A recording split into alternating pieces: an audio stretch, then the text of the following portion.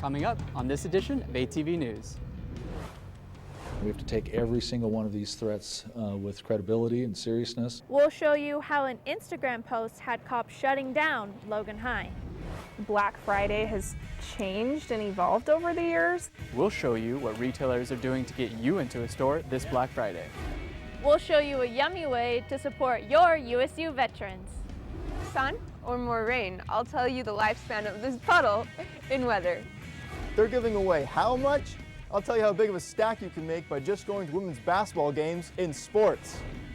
All that and more, this is ATV News.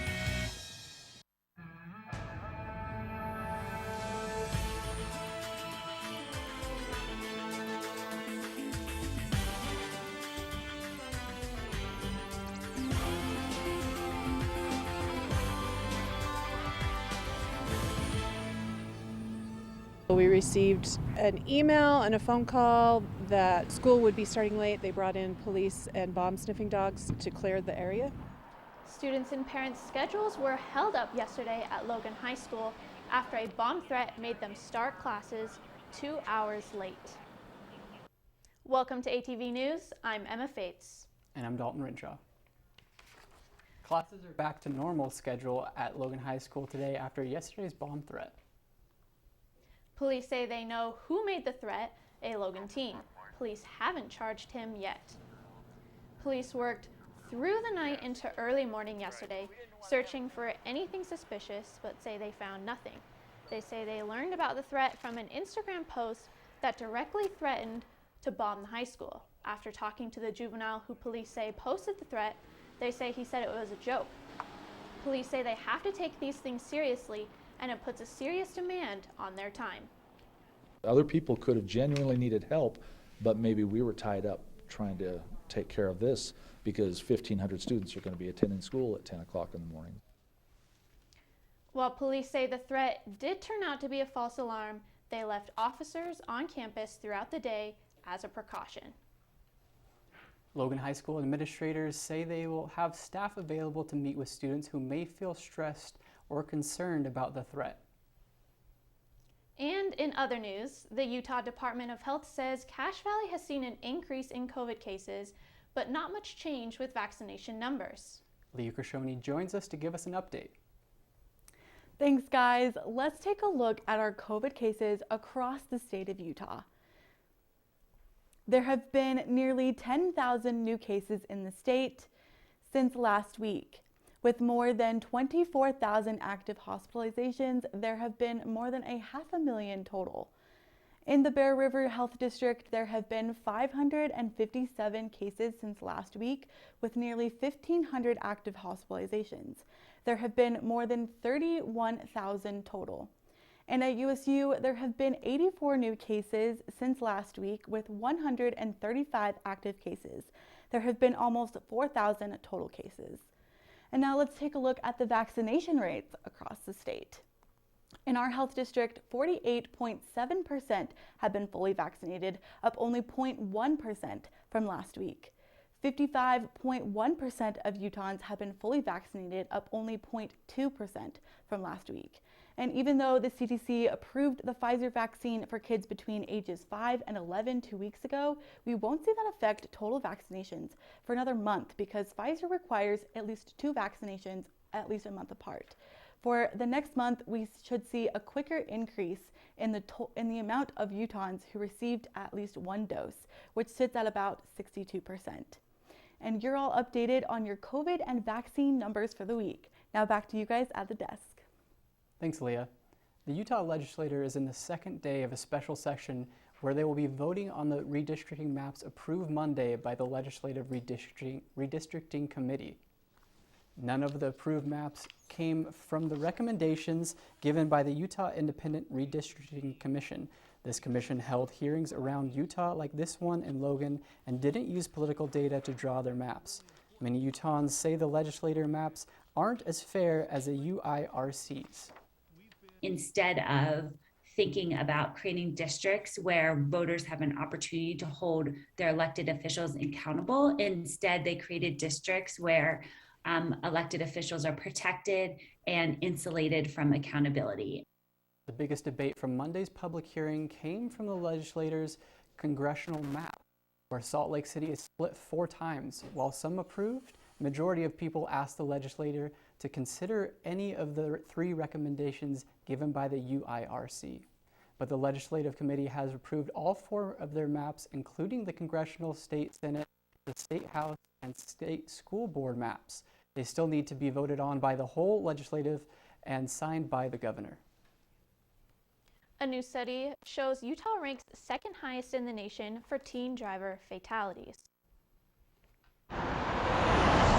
The Lending Tree report says 16% of Utah's fatal crashes involved teen drivers, and 11% of crashes involved a teenager dying. 12.5% of the country's total crashes involved teen drivers, making Utah's fatality rate high. But the report says it isn't all bad news. I would say the good news, though, for Utah is that, like the rest of the country, the number of fatal accidents actually dropped in 2019 compared to 2010, and it dropped by 9%. Hurst says lawmakers and parents can use this data to reduce the crash risk of teenagers in your community. He says buying safer cars, improving areas where crashes commonly occur, or investing in better driving safety courses could be a few options. Black Friday is known as the busiest shopping day of the year. Leah Krishoni joins us to show how the pandemic changing that, and one store is doing to bring customers back into their store. Can I help you find anything? No, we're just looking. Moonbeam Apparel, a local store here in Logan, says they feel the effects of Black Friday changing and now are packing a lot more online orders than they are used to. The past couple years, the traffic in the store it's still been busy, but I feel like a lot more people are doing most of their shopping online now. These are the pants that I tried on that didn't quite fit. As more people are coming back to shop in person, Moonbeam Apparel says they hope their 30% off Black Friday sales and free giveaways will draw people back into their store. I think we'll still have quite a few people coming in the store on Black Friday. It's always like a busy day. The National Retail Federation says that the number of in-person shoppers on Black Friday dropped by 37% in 2020. This year, they say that that number will increase, but still won't be what it was pre-pandemic. And Black Friday shoppers say that they agree with this trend. I think that online will kind of take over for the most part.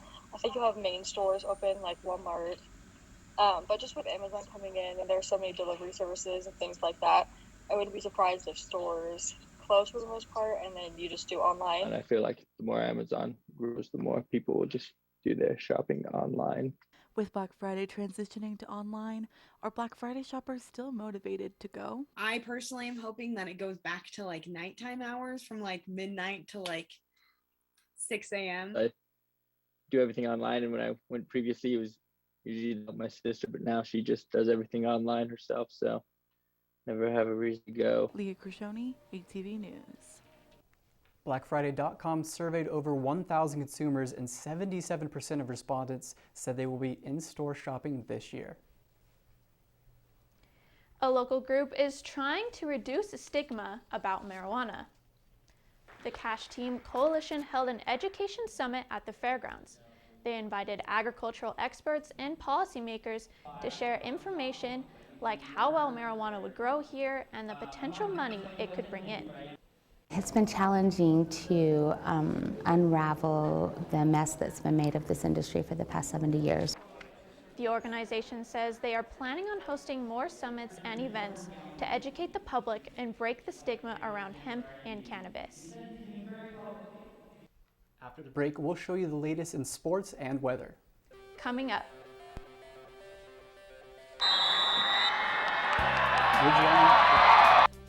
We'll show you how one man's passion is changing the course of these animals' lives. Ridgeline is headed to the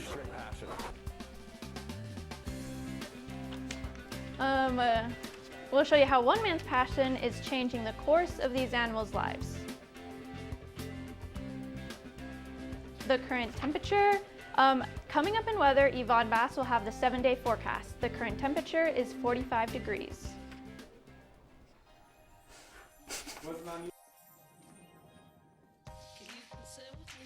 Imagine what you'd see if every child had a book to read. 'Cause every kid across the nation deserves a book to read. And we can make it happen right now.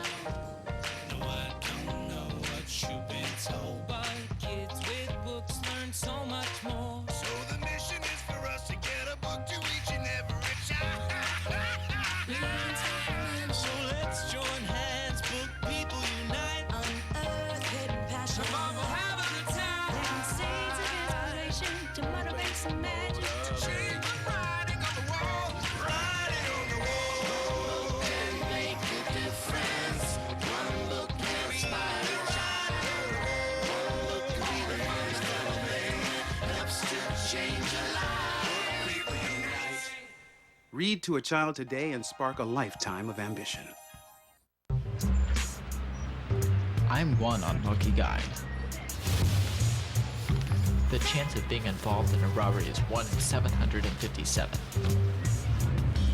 The chances of being struck by lightning. 1 in 750,000. Please fasten your seatbelts for unexpected turbulence. The chances of being a victim in an airline crash? 1 in 29 million. Hey, could I get some peanuts? The chances of being involved in a car crash are far greater than lightning strikes and plane crashes.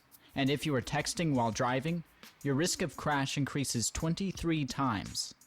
Now, I may be an unlucky guy, but I don't have to be part of that statistic, and neither do you. Drive responsibly.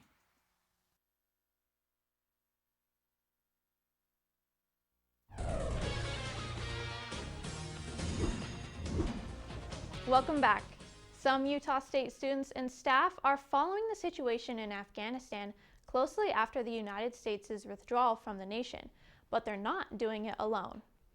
Students attended a panel at Utah State with professors and military personnel on Monday to discuss the changing situation in Afghanistan and the United States' role in peace building around the world. Speakers stressed the importance of the discussion. Just how significant the U.S. withdrawal from Afghanistan was.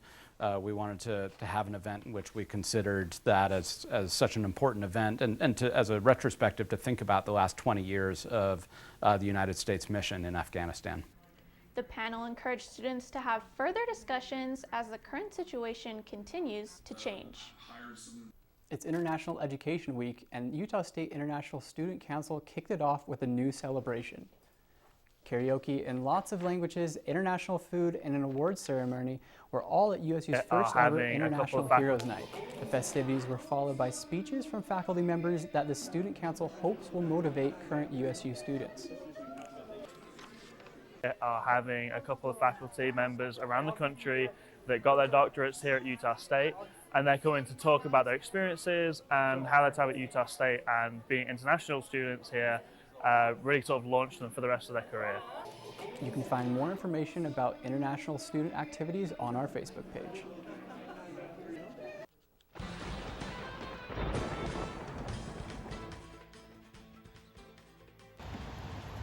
Wet asphalt and cloudy skies are what we experienced here in Cache Valley the last week. I'm Yvonne Bass, and welcome to ATV News Weather. Let's take a look and see what the rest of the country might experience throughout this week. In the Midwest, you can see a kind of a heavy storm front moving through with intense winds. This is an annual storm front that they call the November Witches. It actually inspired one of my favorite songs. Let's look a little bit closer to home at Utah, and you can see that the clouds will continue to roll over Cache Valley, especially around Beaver. There you can see this is some footage from earlier this morning. It's not quite snowy enough for people to go skiing here yet, but we hope that ski season will start soon. They don't make their own snow though, so we might have to wait a little bit. The owner of the ski resort says this. We don't make snow, so we just have to wait until we have enough of that lovely white stuff that falls from the sky.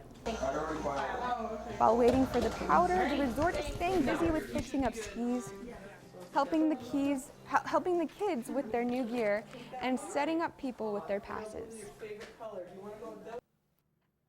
earlier, I said I'd tell you about the lifespan of this puddle. And it's looking like it might hang around with us. If we look at the 7-day forecast, I'm going to come over here. You can see that tomorrow our little puddle guy will refill a little bit, and he won't evaporate for the other few days because of the clouds. On Tuesday, he'll fill up again, and with a 67% chance of rain. Now you're caught up on weather. Back to you at the desk. Thanks, Yvonne. The Utah State Veterans Resource Office and Student Affairs are cleaning up after hosting a barbecue on the TSC patio today. People lined up to buy lunch from volunteers who helped grill hamburgers and hot dogs on the barbecue. For some people, coming to buy a hamburger is their way of showing support. I love the Veterans Resource Office and appreciate all that they do, so I figured a burger is a good way to help and support. On campus, they do a few things. They got the flags over here that they do. It's good stuff. The barbecue started at 12 and wrapped around 3 p.m. A Veterans Day run will be held on campus tomorrow after a pancake breakfast. I love the Veterans Resource A link to more Office information will be appreciate on all our that they do, Facebook so I page. figured You might need to buy another parking pass this winter. I'm gonna try and park right now, so wish me luck. The streets are lined with cars when there is no room in the parking lots. People who live on campus park their cars on the side of the road. The city is restricting street parking starting November 15th, midnight to 6 a.m. for snow plowing. There are a lot of cars on the side of the road right now, and I have no idea where they all go. Wheeler's roommate told us he is going to buy a parking permit from the university. Some who aren't students but still live near campus say they are grateful they are able to buy a university parking pass. And coming up. It's really exciting and we're all getting really into it. What does a Facebook live stream, whipped cream, and dogs have in common? Our main goal at Snack is just to help. We'll show you how you can get free groceries this week. Ashworth, quick three, takes it and knocks it down. Last night was the first game for new head coach Ryan Odom. Coming up in sports, we'll tell you if he should stick around.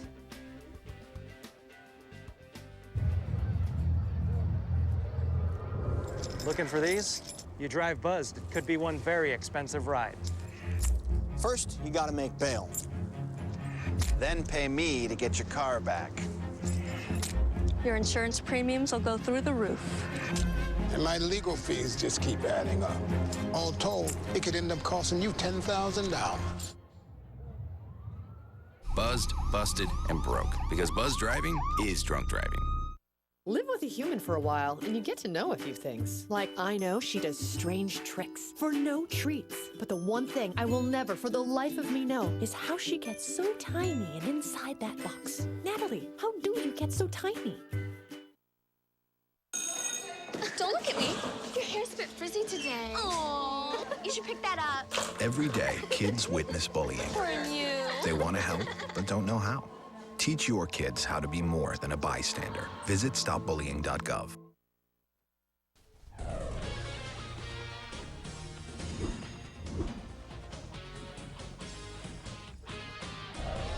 Bonner drops back. He slings it to the end zone, and Tompkins glitches?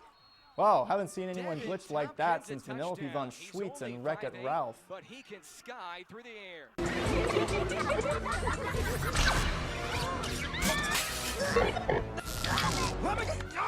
Oh my hard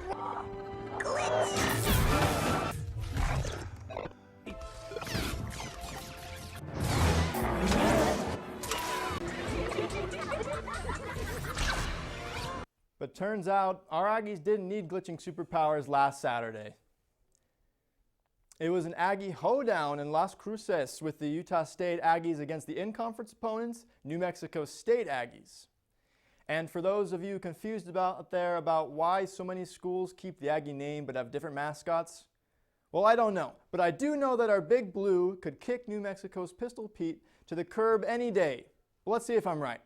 It was a slow start for our Aggies, who went to a 0-10 deficit early in the first quarter until Devin Tompkins glitched into the end zone early in the second to make it 7-10.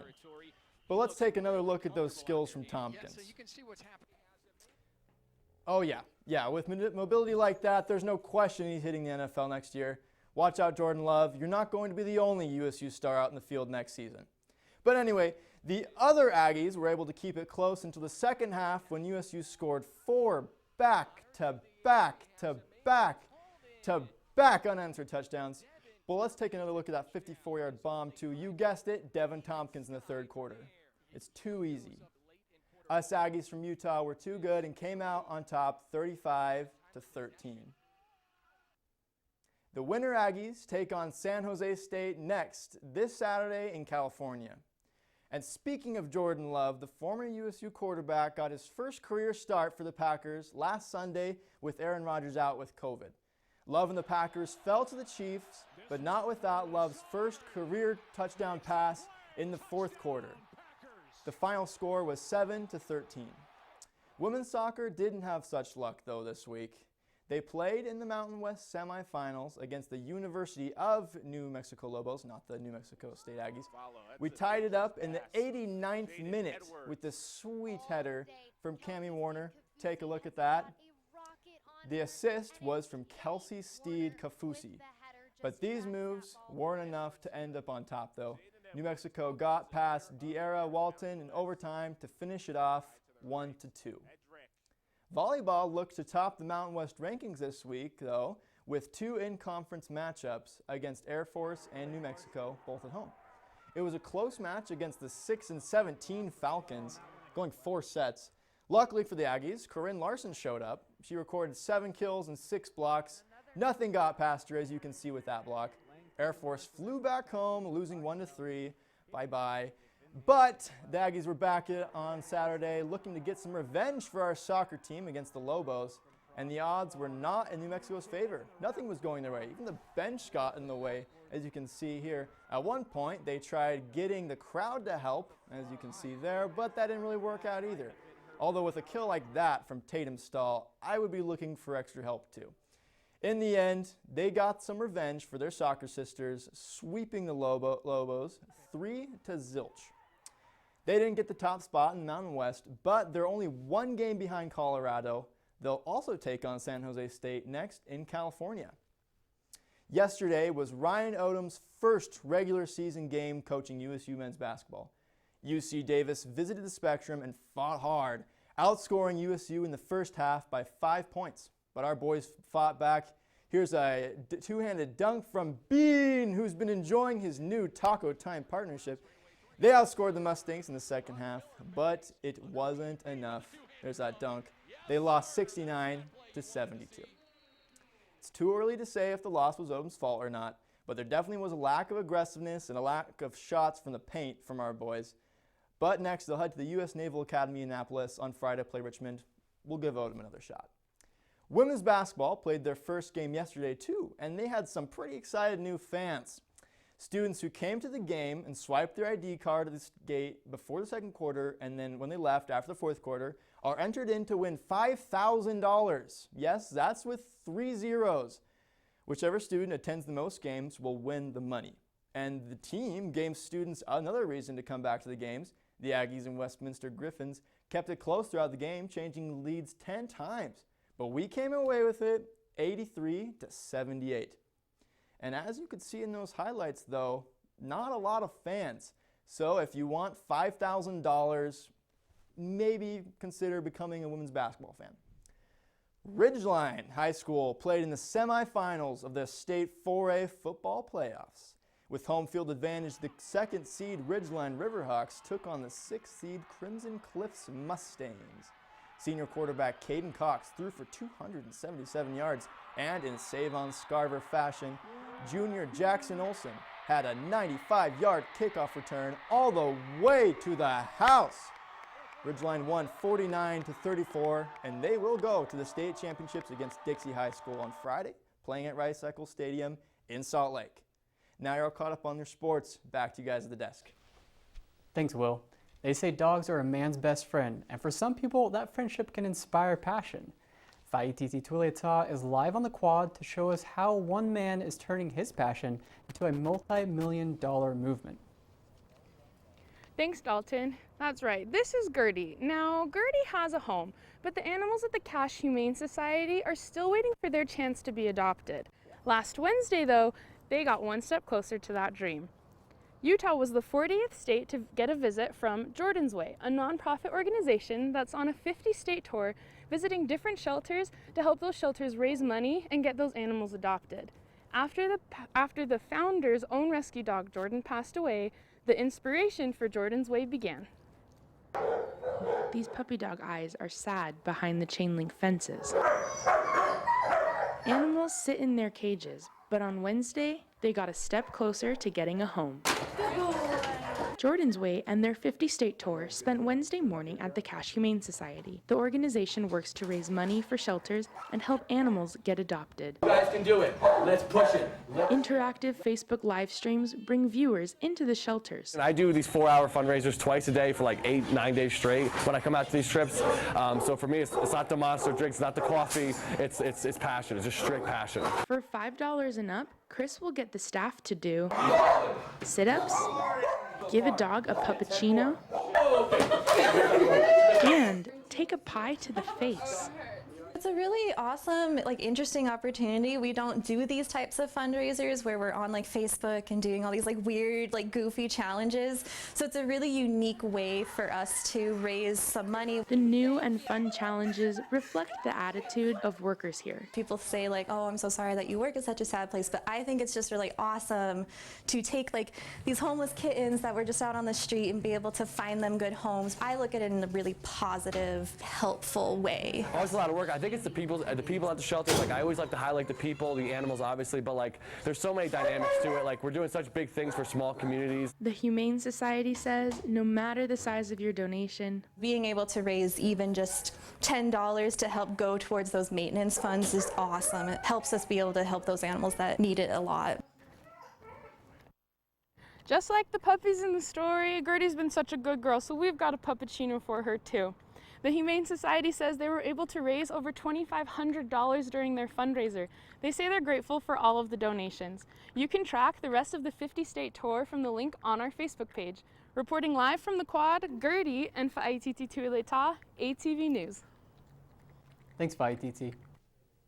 Your groceries could be free this week. All you would need is your A number. I got to take a closer look at how a Utah State Food Center is making that system a reality. 67 pounds of free food for Utah State University students. Produce, breads, canned goods, packaged meals, and more are all at this food pantry on campus. At SNAC, or the Student Nutrition Access Center, employees are working to provide food to any Aggie in need. Being a college student is hard, and being a student is difficult. If you don't have access to food, how are you going to expect to do well in school and work and family life? Food is brought in from places like the Hub or the Marketplace. It's all repackaged, sorted, and placed out for in-person browsing or packed up for online order pickup. Students can pick up groceries once a week, no questions asked. It's a policy Kara Bachman says might be controversial, but is important for the varying needs in students' lives. There are circumstances that differ from month to month, and I think that is hard to show in paperwork. Students aren't just filling their bags with prepackaged food. SNAC provides them with more nutritious options. It's an opportunity that people here hope more college kids will take advantage of. Eating ramen for lunch and dinner every day for a week, that is something that I would say is pretty typical for college students. But at SNAC, we try to provide a lot of variety of food. Education on nutrition as well as food waste will be an expanding goal for SNAC. We really want everybody to benefit from what SNAC offers, and we're doing a really great thing here. Online ordering days are Tuesdays and Wednesdays, or you can go into SNAC on Thursdays and Fridays. Thank you for joining us on this edition of ATV News. You can find this and previous editions on our Facebook page. Have a great week, Cache Valley.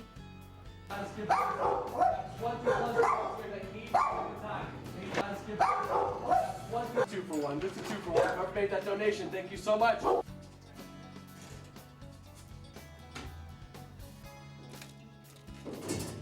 We do have some